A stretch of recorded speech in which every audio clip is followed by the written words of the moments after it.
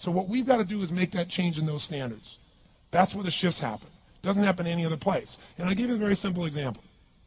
If you want to know the difference in people's lives, it all comes down to what are the things that are must for you versus shoulds. So let me tell you this. We said to have an extraordinary life, you got to have an extraordinary psychology, right? Extraordinary psychology means you got to live in an extraordinary state. To be in an extraordinary state, you got to condition your nervous system, your body, your physiology and focus to be at their best. Do you agree with this? Yes or no? Then to do that, though, you can do that. Why doesn't everybody? Not because you can't. We all have the ability. It's because of our standards. I remember a time early in my career, I was about 24, and I went to do a seminar in Boston. And in those days, a big seminar for me was like 125 people. And it was a 3-day seminar, and we worked around the clock, and people made such extraordinary changes in their life. And at the end of it, I was feeling so fulfilled. I was thinking, my God, I'm 24, maybe 25 at the time, and I am so happy because I have found my mission in life. I'm doing what I love. It's making a difference in people's lives. This is extraordinary. So we finished about midnight on the Sunday night. And around midnight, I'm still wound up, so I don't feel like going to bed. So I decided, okay, let me take a walk here, and I decided to go through Copley Square. If you've been through Copley Square, it's a pretty neat place.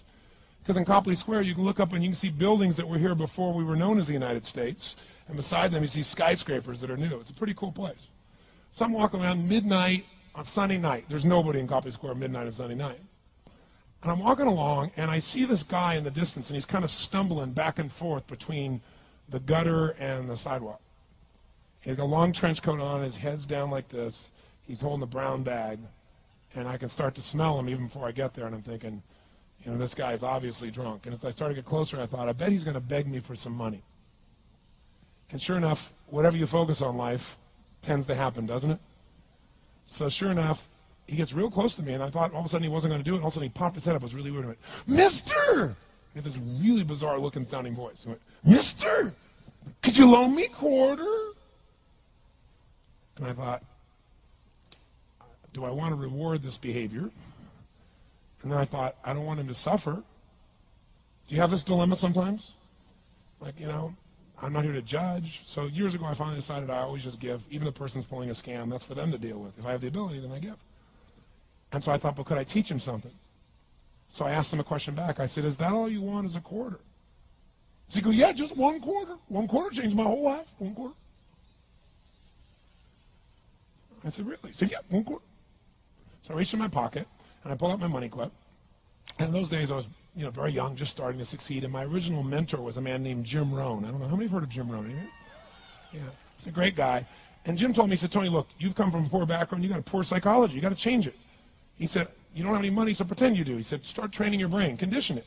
He said, go save all your money, get $300 bills, and put them on the outside of your money clip, even though you only have $5 in between them. So every time you pull it out, you'll see that. You'll feel inspired. You'll feel better. He said, and you'll feel better, you'll do better. So I was like, okay. So I did. So I pulled my money clip, and sure enough, I got $300 bills in. I made sure he saw the bills. So I'm tearing through that, right? Looking in between there, see if I can find some change. But I made sure he saw it. Sure enough, he's looking at the $100 bills, checking it out. I find a quarter, I pull it out, take the money, put it in my pocket. I notice he's watching my hand going into the pocket. I took the quarter, and I looked at him, and I said, sir, life will pay any price you ask of it. And I gave him the quarter. And then something really interesting happened. He took the quarter. He looked at the quarter. He looked at me. He looked at my pocket. He looked back at the quarter, looked at me, looked at my pocket, looked at me again, looked at the quarter, looked at my pocket, looked back at me and said, you're weird. And then he shuffled on off like this, right? And I thought to myself, wow, what's the difference between him and me? I mean, I was 24, 25 at the time, doing what I love most, have my mission in life, and he's in his early 60s, drunk on the street begging for quarters. What's the difference? And I thought, well, maybe God's blessed me because I'm such a good person. I thought, oh, and he's such a bad person, that's such bull. And I thought, wow, maybe the answer to that question is what I just told him. Life will pay whatever price you ask of it. But you know what's interesting? You got to ask intelligently. In the Bible it says, ask and you shall what? Yeah, pretty good formula. You ought to look into it. But you know what? It says, ask and you shall receive, but I'm sure it meant ask intelligently. I'm sure that's what God meant. I'm sure he didn't mean bitch and you will receive. Whine and you will receive. I don't think that was the instruction. Now, if you were going to ask intelligently, there might be 5 elements of that. Number one, you'd have to ask specifically, wouldn't you?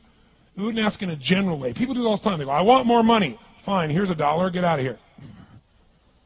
Very often, you're getting what you're asking for. You're just not aware of how general you're asking. Clarity is power. The more clear you are about exactly what it is you want, the more your brain knows how to get there. Your brain is a servo mechanism. It's like a bomb. Those bombs, those missiles, they have a servo mechanism. So if the target moves, it knows what the target is, it follows it. Your brain, when you condition it, knows exactly what to go for and it'll find a way to get there. Did you ever buy a certain outfit or a certain car and suddenly see that car outfit everywhere? How many of you have had that experience? Say, aye. How come that car outfit's everywhere? It always was everywhere, but now you notice it.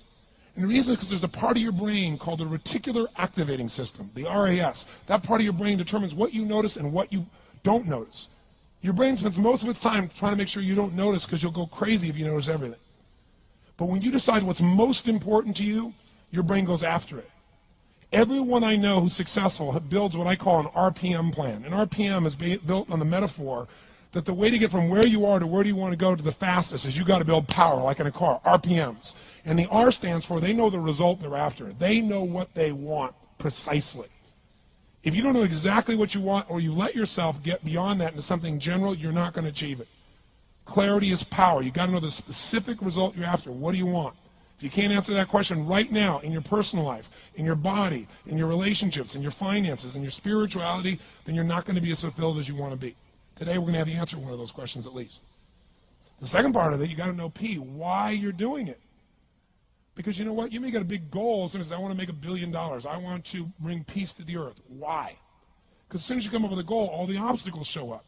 Unless you've got enough emotional drive to break through that, you're never going to discover what it really takes. So you got to get yourself past that. And the way to get past that is have enough reasons. Reasons come first, answers come second. This man did not know what he wanted. He did not have enough reasons.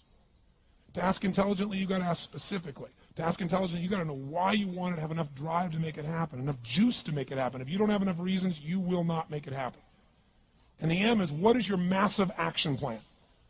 What is going to get you to actually fall through? Because the first plan's not going to work and the second plan's going to work, so you better have enough plans that if the first two don't work, you still got something else. Otherwise, you're going to be having excuses why it didn't work. So asking intelligently requires that. So if we're going to be extraordinary in our results, we've got to be in an extraordinary state. We've got to know what we want, and we've got to go use it.